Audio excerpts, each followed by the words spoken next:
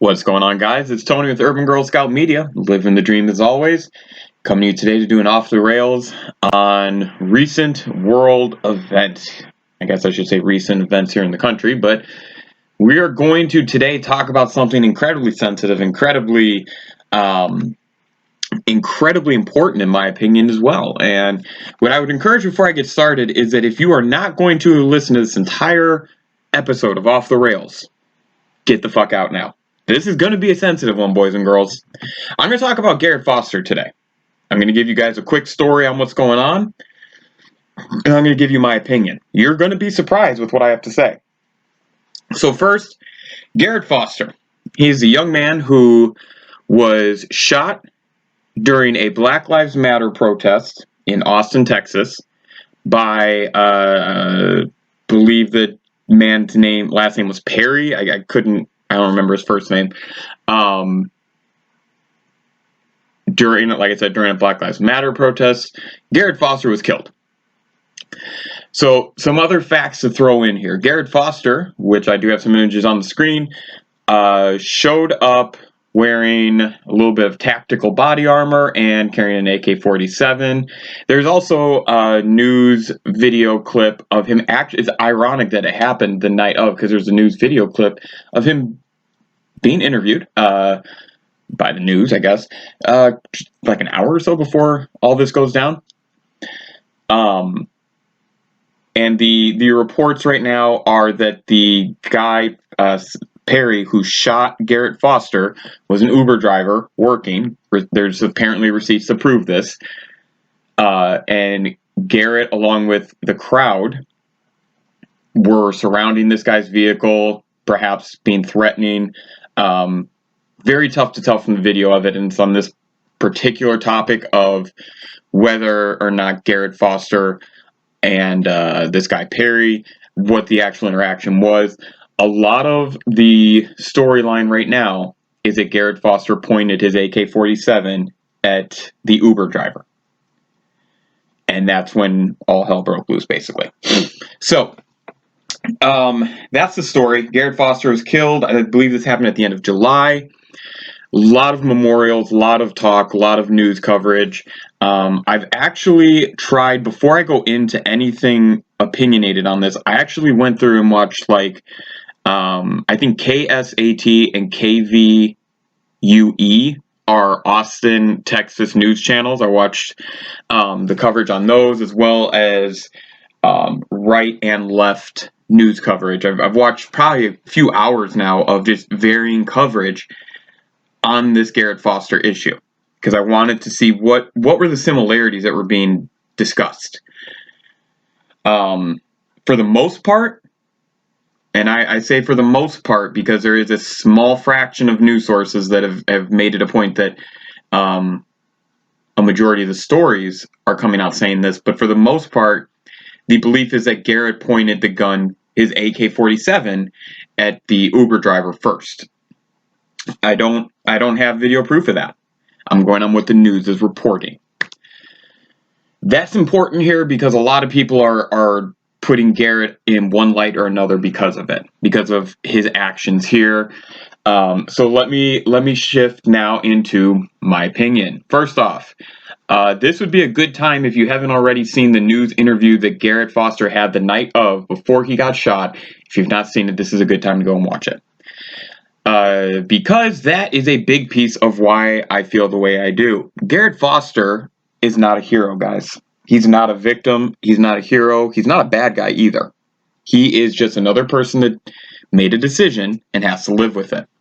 Everything I'm going to say is objective here, so don't get upset. Don't at me over this. If you want to have collaborative and constructive conversations, we can, but there's some things here that people just need to understand from a logical perspective are true. Garrett Foster made a decision the night of to do a few things, and any one of these decisions possibly changed the outcome of that night for him. Showing up in tactical armor with an AK-47 loaded, and with the mentality that he clearly displayed in the interview just an hour or so before, where he's calling people who oppose them and saying they're not allowed to protest this, that, and the other thing. He's calling them pussies and things like that. So he had the mentality of, I'm not going to take their shit. he had a weapon that was fully loaded. I don't understand why he needed that and couldn't use a handgun, but that's a whole Second Amendment thing. And he even talks about how he's out there practicing his rights as an American with the gun when the news asks him about it. Now, he even admits, he says, I know if I shoot the police, I'm dead. So he knows that he can shoot people, it just can't be the police. Sorry if you don't want to hear that, but he admits it. That's a big issue for me. That interview is a huge issue because there's a lot of people like Garrett Foster out there who believe that they need an AK-47 at a protest for peace to help get their point across. So let's step back for a second here and go with this. If you have to show up to a protest for peace and you're protesting for peace, you have to show up with an AK-47 loaded and tactical body gear. You're not there for peace. I'm sorry, guys. That is my opinion. Interviews along the way say that he was there protecting people and being security for them. So I guess if he really did point that AK-47 at this car, and there were people who said that the car was driving aggressively through the crowd, I don't know what you consider aggressive. I believe that protesting in the street is dangerous. I also believe that a car trying to get through pedestrians, regardless of what they're doing like that, is going to be aggressive because the car, like, just as a driver, you get really tense in that spot. Take away the protest, the driver is going to be very tense. So I believe the driver was both aggressive and the people were in the street not helping the situation. Nobody's in the right here. Nobody's in the wrong. Everybody lost. So keep that in mind as you guys get upset with my opinions here.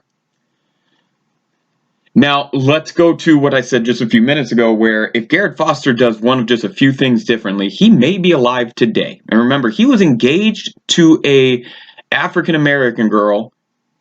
He was in his late 20s. He had his whole life ahead of him, guys. He did not need to be killed. Okay? He should be alive today. But he made decisions that, whether you guys believe it or not, escalated the outcome. He showed up with an AK-47. I'm sorry.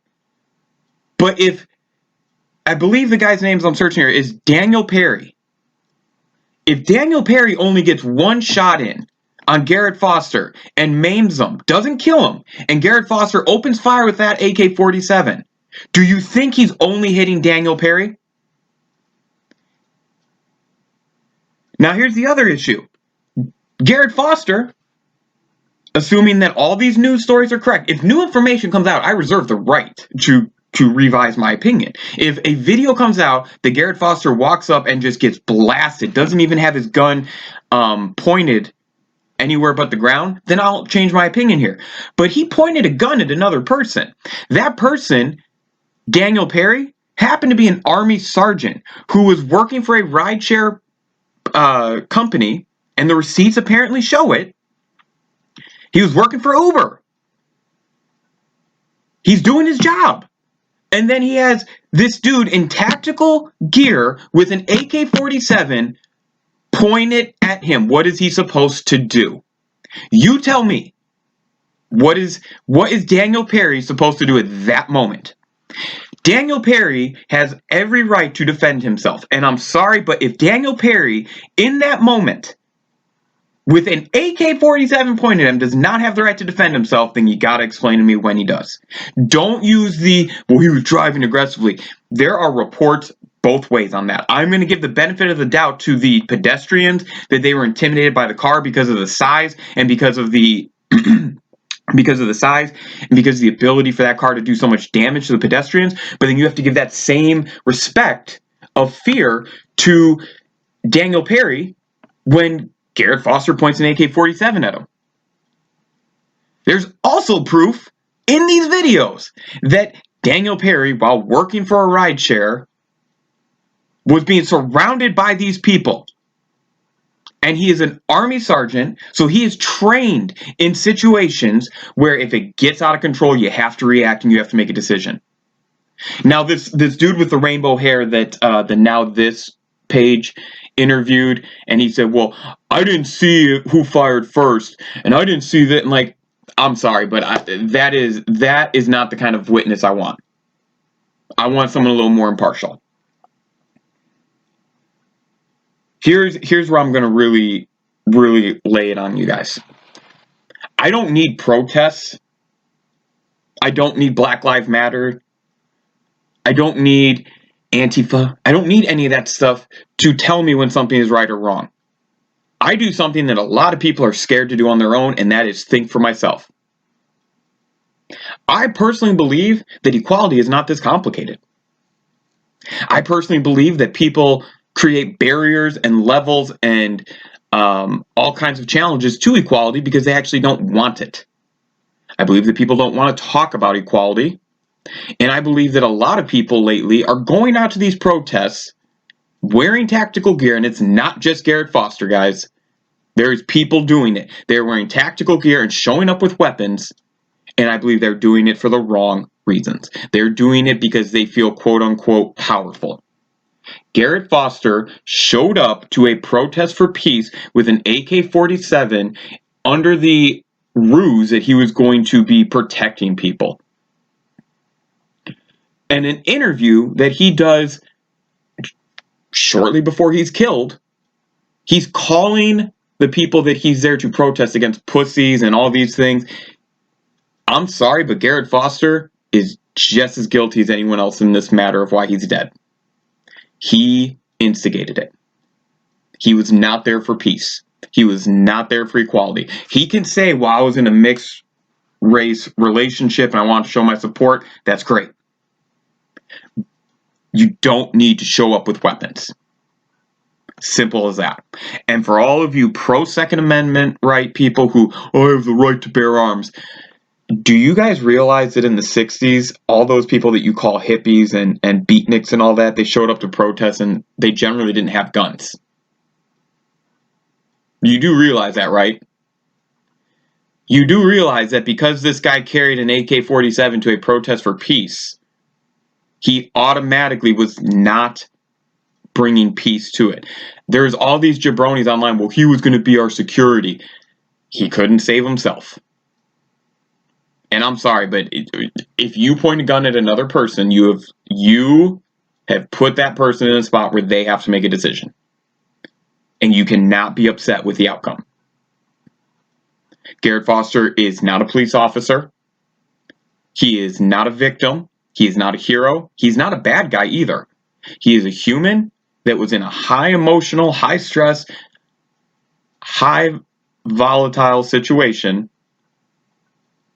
He made a decision. He made a few decisions, and he has to pay for it. Unfortunately, paying for it meant he got killed.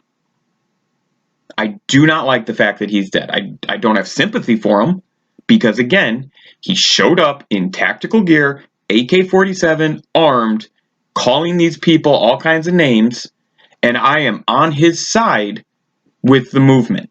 But I don't need Black Lives Matter or any other group to explain to me what equality is. I do this thing, and I learned this from, of all people, a comedian by the name of George Carlin. You guys should go listen to him. Because he talks about something that a lot of people are just too fucking scared to do, and that is think for yourself. There are too many people that are scared to do that. They need the Democratic or the Republicans or the liberals or the conservatives. They need to align themselves with one of these groups. I just want people to get a fair shake at life. Because some of us, like Garrett Foster, don't get much time. Garrett Foster is alive today if he chooses a lot of different steps. But more importantly, Garrett Foster is likely alive today if we stop having these protests and stop having these sidetracking situations and we sit down and start fixing the fucking problems. Because I'm not sitting here saying that there isn't issues. There are issues. There is injustice. There is inequality. There is room to grow. But the way that people are going through it, the way that people are acting, the way that people are putting themselves on social media, carrying weapons, wearing tactical gear, instigating fights, and it's not just Garrett Foster. There are tons and tons of stories. Go look up all the stories of people driving by protests, even when they weren't involved, and getting pulled out of their car. Now, there are stories of cars driving through protests to try and disrupt them, and I wish the worst to those people that are using their vehicle as a weapon.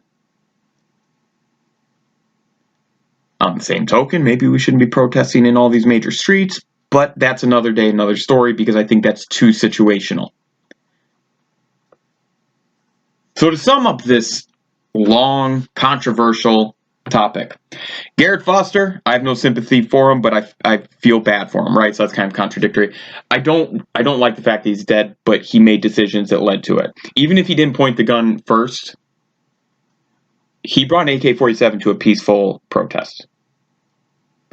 Your rights as an American are peaceful assembly, and I think most of us would agree that a non-authorized, just normal citizen carrying a gun, armed in tactical gear, that's not very peaceful. I don't know what's going to happen to Daniel Perry, the sergeant who shot Garrett Foster. I hope that if Daniel Perry did this for the wrong reasons, not self-defense, that it comes to light.